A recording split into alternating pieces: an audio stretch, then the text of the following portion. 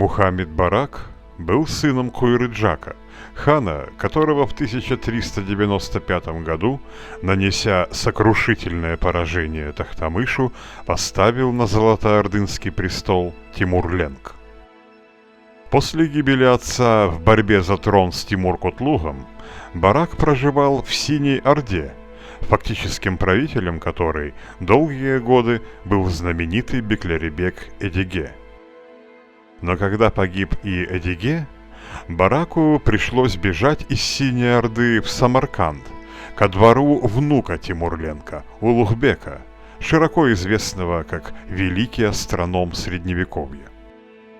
Подобно тому, как Тимур-Ленг поддерживал Куйрыджака, Улугбек согласился покровительствовать Бараку, чтобы контролировать обстановку в Золотой Орде.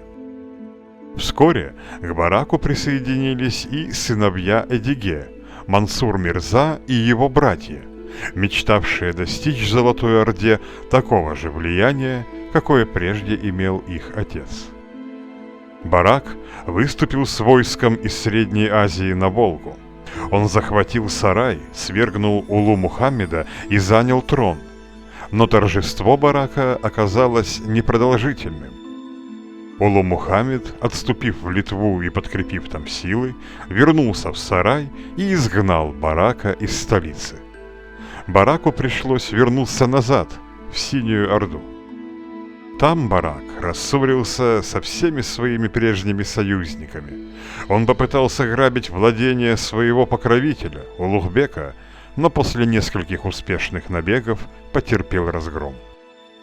Затем он вероломно убил своего главного советника, Мансур Мирзу. Видимо, Барак заподозрил, что Мансур, по примеру своего отца Эдиге, решил избавиться от него и сделать ханом другого правителя. За казнь Мансур Мирзы Барак поплатился жизнью. Младшие братья Мансура скрылись от расправы, вернулись с подкреплением и убили Барака.